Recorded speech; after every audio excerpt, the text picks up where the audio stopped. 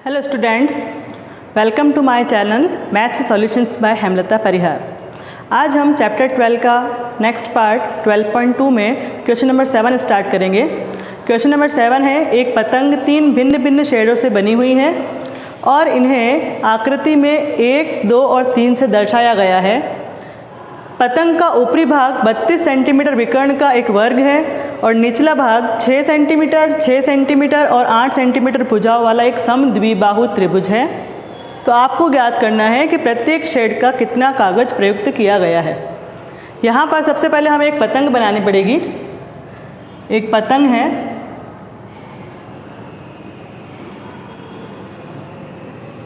इस पतंग के 3 शेड है, अलग अलग आकृति आपको दी हुई है किताब के अंदर। फर्स्ट, फिर ये सेकंड और तीसरी आकृति इस तरह से त्रिभुजाकार है। फिर क्या कह रहा है वो, पतंग का जो ऊपरी भाग है 32 सेंटीमीटर विकर्ण का एक वर्ग है, मतलब कि ये वर्ग है ABCD एक वर्ग है और वर्ग का जो विकर्ण है BD ये है 32 सेंटीमीटर। वर्ग क्या होता है? ऐसी आकृति जिसकी चारों भुजाएं बराबर होती हैं और विकर्ण भी आपस में बराबर होते हैं, मतलब कि 2 विकर्ण जो होंगे वो दोनों भी आपस में बराबर होंगे। और निचला वाला भाग जो है वो 6 सेंटीमीटर, 6 सेंटीमीटर और 8 सेंटीमीटर भुजाओं वाला एक समद्विबाहु त्रिभुज है। समद्विबाहु त्रिभुज का मतलब कि ऐसा त्रिभुज जिसकी 2 भुजाएं परस्पर बराबर हैं। तो दो बराबर भुजाएं हैं, एक 6 सेंटीमीटर, एक 6 सेंटीमीटर और एक 8 सेंटीमीटर। इस तरह से एक पतंग बनी हुई है। आपको बताना है कि हर एक रंग का कितना क्षेत्रफल है। आपको यहाँ पर जो 3 त्रिभुज दिख रहे हैं, इन तीनों त्रिभुजों का हमें क्षेत्रफल ज्ञात करना है। यहाँ पर हमें जो विकर्ण दिया हुआ है 32 सेंटीमीटर और हम जानते हैं कि अगर मैं दूसरा विकर्ण भी बनाऊँ तो वो भी 32 सेंटीमीटर का होगा और वर्ग के विकर्ण परस्पर समद्विभाजित करते हैं। तो यहाँ पर मैंने बना दिया एक और विकर्ण। A से लेकर C की लंबाई भी 32 होगी, लेकिन यहाँ पर मान लेते हैं ये बिंदु O है, तो 32 का आधा करेंगे तो ये भी 16 और इधर ये भी 16, क्योंकि वर्ग के विकर्ण परस्पर बराबर भी होते हैं और एक दूसरे को समद्विभाजित भी करते हैं, मतलब कि जहाँ पर वो कटेंगे वहाँ पर वो एक दूसरे को आधा आधा कर देंगे, मतलब कि जो जितना भी सेंटीमीटर है उसका आधा। तो ये पूरा A से C तक 32 सेंटीमीटर था, तो हमने AO भी 16 कर दिया और C से लेकर O की लंबाई भी 16 हो गई। अब हमें त्रिभुज ABD और त्रिभुज BCD इन दोनों त्रिभुजों के क्षेत्रफल ज्ञात करने हैं और नीचे जो तीसरा भाग है ये भी त्रिभुज है, इस त्रिभुज का भी हमें क्षेत्रफल ज्ञात करना है। तो यहाँ पर क्योंकि ये जो 16 सेंटीमीटर है यहाँ पर ये ऊंचाई का काम कर रही है, तो अगर ये ऊंचाई है इसका मतलब कि यहाँ पर हम 1/2 आधार इंटू ऊंचाई वाले सूत्र से भी हम क्षेत्रफल ज्ञात कर सकते हैं। तो सबसे पहले आपको लिखना है, क्योंकि ABCD एक वर्ग है इसलिए विकर्ण परस्पर बराबर होंगे तथा एक दूसरे को समद्विभाजित करेंगे। क्योंकि विकर्ण परस्पर बराबर भी है और एक दूसरे को समद्विभाजित कर रहे हैं, इसलिए AO बराबर CO बराबर 16 सेंटीमीटर। ये हो गए 32 का आधा 16 और AO लंब है किसके ऊपर? BD के ऊपर। ये लंब भी है, लंब है इसका मतलब 90 डिग्री का कोण बन रहा है और 90 डिग्री का कोण बनाने वाली रेखा हमेशा क्या होती है? ऊंचाई। इसका मतलब कि AO और इधर से CO दोनों की दोनों क्या है? ऊंचाई है दोनों त्रिभुजों के अंदर। तो हम ज्ञात कर रहे हैं त्रिभुज ABD का क्षेत्रफल बराबर 1/2 इंटू आधार इंटू ऊंचाई। त्रिभुज का क्षेत्रफल, जब हमें ऊंचाई ज्ञात हो हम क्षेत्रफल ज्ञात करने के सूत्र लगाएंगे 1/2 इंटू आधार इंटू ऊंचाई। त्रिभुज ABD में आधार है 32 और ऊंचाई कितनी है? 16। तो यहाँ पर 1/2 इंटू 32 इंटू 16। 2 से कट जाएगा, 2 एकम 2, 2 छंग 12, तो 16 का जब 16 से गुणा करेंगे तो 256 सेंटीमीटर स्क्वायर। ये हो गया ऊपर वाले त्रिभुज ABD का क्षेत्रफल। इसी तरह त्रिभुज BCD का क्षेत्रफल भी 256 सेंटीमीटर स्क्वायर ही होगा। क्यों? क्योंकि जैसा त्रिभुज ABD है वैसा का वैसा त्रिभुज CBD भी है, क्योंकि इसका भी आधार 32 है और इसकी भी ऊंचाई 16 है। तो जितना क्षेत्रफल त्रिभुज ABD का आया उतना ही क्षेत्रफल त्रिभुज BCD का भी होगा। दोनों त्रिभुजों के क्षेत्रफल आ गए हमारे पास में। अब हमें इस छोटे वाले त्रिभुज, इस त्रिभुज का क्षेत्रफल ज्ञात करना है। और ये त्रिभुज कौन सा है? समद्विबाहु त्रिभुज। और इस त्रिभुज की तीनों भुजाएं मालूम हैं, तो हम यहाँ पर इसका क्षेत्रफल ज्ञात करने के लिए कौन सा फॉर्मूला लगाएंगे? हीरो का सूत्र। तो हमें यहाँ पर इसका नाम दे देना है। ABCD है तो यहाँ पे मैं नाम दे रही हूँ E और F। तो त्रिभुज CEF का क्षेत्रफल हीरो के सूत्र द्वारा, त्रिभुज CEF का क्षेत्रफल हीरो के सूत्र द्वारा। सबसे पहले S A + B + C बटावा 2। A B C के मान हैं 6 + 6 + 8 बटावा 2। 6 और 6 12, 12 और 8 20, 20 बटावा 2। तो S बराबर 10। ये हो गया S। फिर निकालना है क्षेत्रफल। क्षेत्रफल बराबर √S, S - A, S - B और S - C। S का मान है 10, फिर 10 - 6, 10 - 6 और 10 - 8। फिर 10 × 10 - 6 4, 10 - 6 4 और 10 - 8 2। गुणनखंड करेंगे, 4 के टुकड़े नहीं करने क्योंकि 4 2 बार है। 10 के टुकड़े करेंगे, 2 पंजे 10, फिर ये 4 × 4 × 2। 4 का जोड़ा है, 4 बाहर, 2 भी 2 बार है तो 2 भी बाहर और रूट में रहेगा 5। तो ये हो जाएगा 4 दूनी 8 × √5। √5 का मान ज्ञात करना है। 5 लिखेंगे, 2 × 2, तो यहाँ 2 लिखा तो यहाँ पर भी 2, 2 दूनी 4, 2 और 2 4 और 5 में से 4 माइनस करेंगे तो 1। यहाँ पे लगाएंगे पॉइंट और यहाँ पे आ जाएंगे 2 0। अब हम 4 के साथ में ऐसी कौन सी संख्या लिखे हैं कि हमारे पास में 100 या उससे कम से संख्या आ जाए? तो 42 का 2 से गुणा करेंगे, 2 दूनी 4 और 2 चौक 8। जैसे ही हम 43 लिखते हैं, 3 तिया 9 और 3 चौक 12। ज़्यादा हो रहा है, इसका मतलब कि यहाँ पे क्या लेंगे हम? 2। तो यहाँ पर हमने 2 लिया है, यहाँ पे भी 2 और हमारे पास में मान आ गया √5 का 2.2। तो 8 × 2.2 गुणा करेंगे तो 8 दूनी 16, 8 दूनी 16 और 1 17, 17.6 सेंटीमीटर स्क्वायर। ये आ गया हमारे पास में क्षेत्रफल इस छोटे वाले त्रिभुज समद्विबाहु त्रिभुज का क्षेत्रफल 17.6। अब उसने क्या बोला था कि ज्ञात कीजिए कि प्रत्येक शेड का कितना कागज प्रयुक्त हुआ है।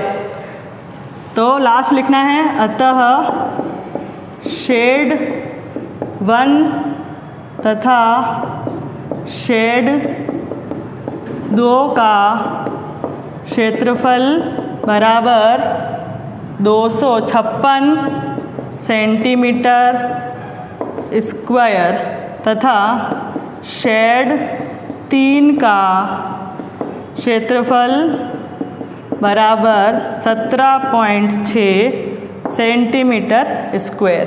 तो हर एक रंग का अलग अलग क्षेत्रफल आ गया। पहले रंग का क्षेत्रफल 256, दूसरे वाले रंग का भी क्षेत्रफल 256 और तीसरा रंग जो था नीचे तीसरे नंबर पर उसका क्षेत्रफल आया हमारे पास में 17.6 सेंटीमीटर स्क्वायर। क्वेश्चन नंबर 8, किसी फर्श पर एक फूलों की डिज़ाइन 16 त्रिभुजाकार टाइलों से बनाया गया है। एक डिज़ाइन बनाया गया है फूलों की आकृति का, जिसको बनाने के लिए त्रिभुजाकार आकृतियाँ ली गई है, 16 त्रिभुज लिए गए हैं। ठीक है, उसके बाद में कह रहा है कि जिसमें से प्रत्येक त्रिभुज की जो भुजाएं हैं 9 सेंटीमीटर, 28 सेंटीमीटर और 35 सेंटीमीटर है। यहाँ पर जो त्रिभुज दिख रहे हैं, तो जो प्रत्येक त्रिभुज है उसकी आकृति आपको दी हुई है कि यहाँ भुजाएं आपको एक तो 35 सेंटीमीटर है, एक है 28 सेंटीमीटर और एक है 9 सेंटीमीटर। त्रिभुज की तीनों भुजाएं 35, 28 और 9, ये तीनों भुजाएं, हर एक त्रिभुज की ये भुजाएं हैं। इन टाइलों को 50 पैसे प्रति सेंटीमीटर स्क्वायर की दर से पॉलिश करवाना है। तो आपको बताना है कि कितना व्यय लगेगा, कितना खर्चा लगेगा पॉलिश करवाने का, आपको यहाँ पर ज्ञात करना है।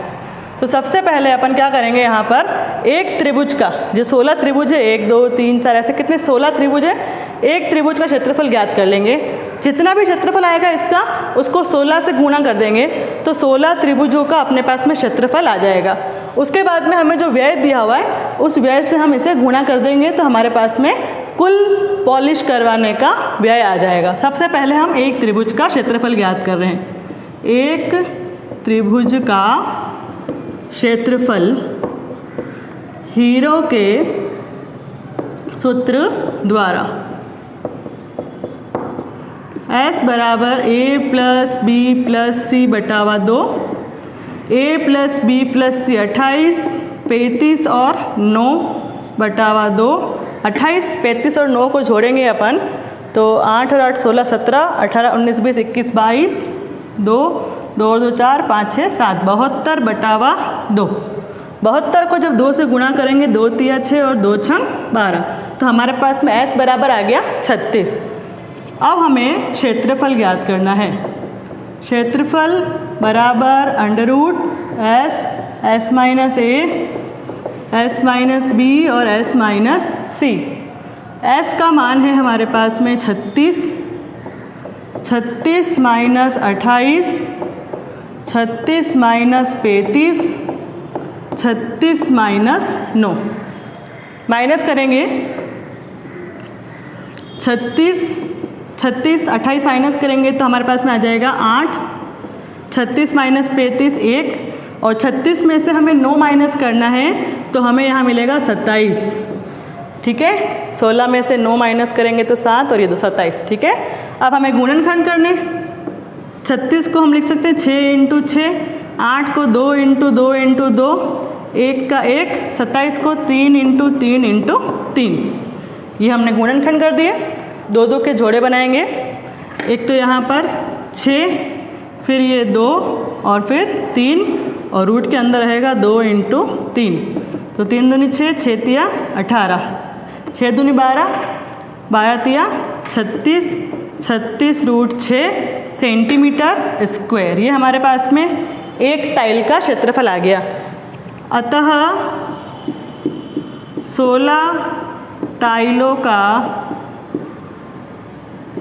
कुल क्षेत्रफल बराबर 16 इंटू 36 रूट 6। 16 का हमें 36 से गुणा करना है, 576 रूट 6। रूट 6 का हम मान ज्ञात करेंगे 2 इंटू 2, यहाँ पे भी 2 लिखा अपन ने, तो यहाँ पे आ जाएगा 4, 2 प्लस 2 4, 6 में से 4 माइनस करेंगे तो 2, फिर यहाँ पे लगाएंगे पॉइंट और यहाँ पे आएगा 2 0।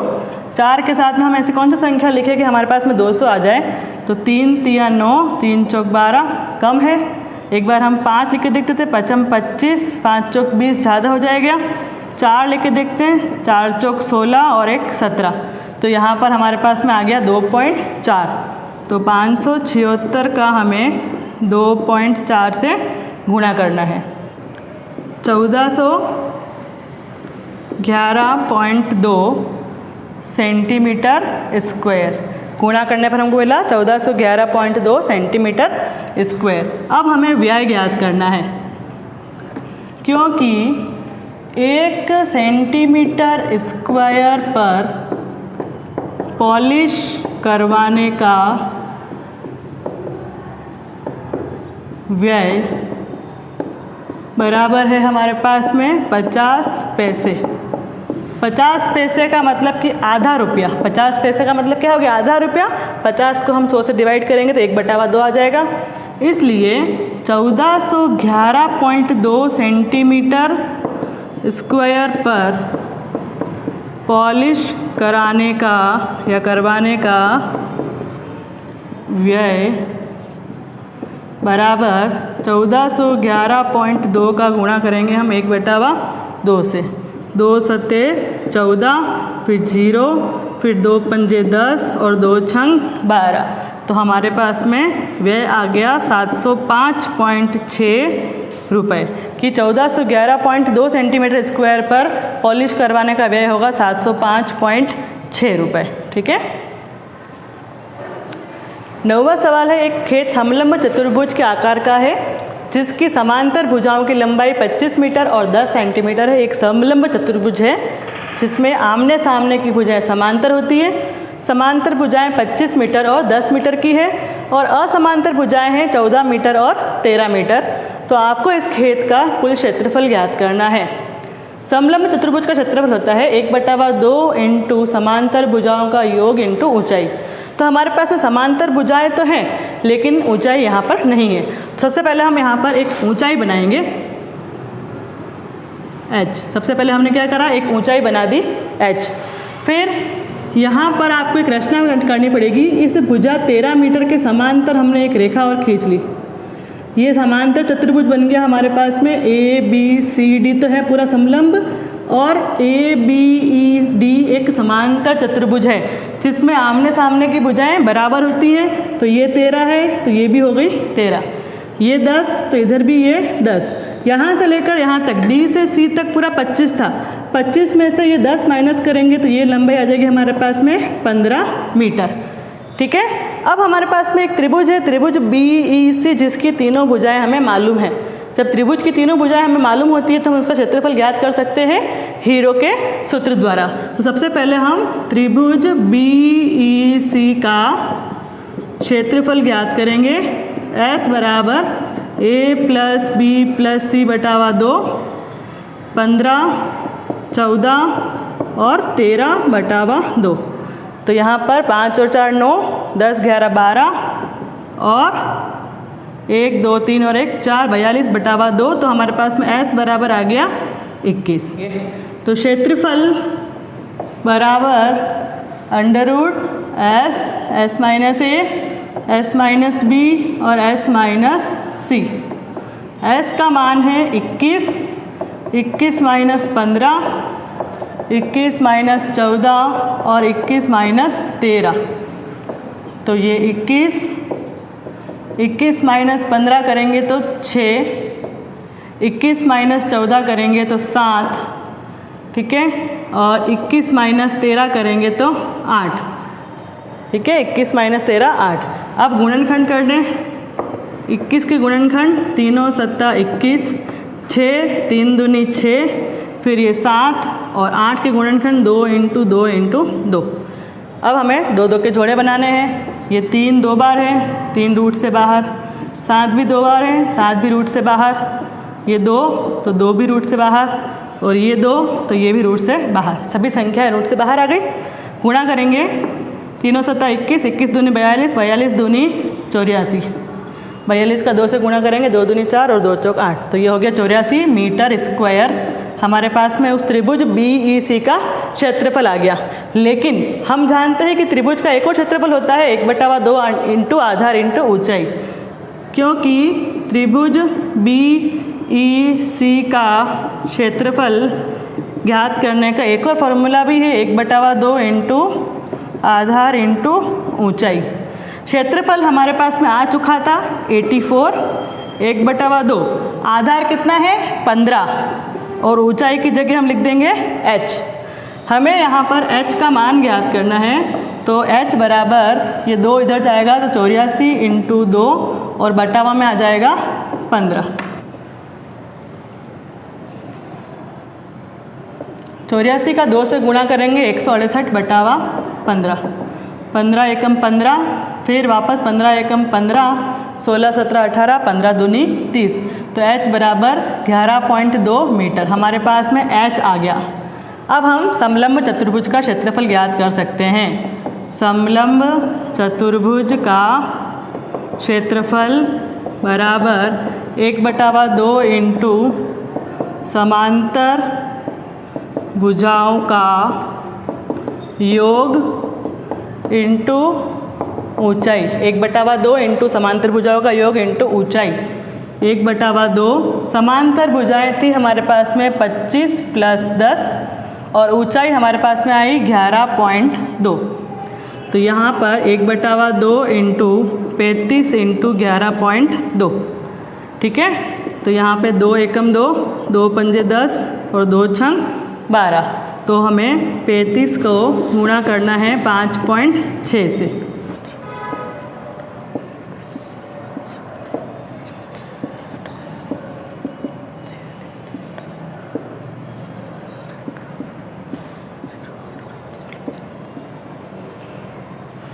पाँच 5.6 को जब 35 से गुणा करेंगे तो हमको मिलेगा 196.0। तो 0.0 का मतलब नहीं है, तो हमारे पास में क्षेत्रफल आ गया 196 मीटर स्क्वायर। समलंब चतुर्भुज का कुल क्षेत्रफल बराबर 196 मीटर स्क्वायर।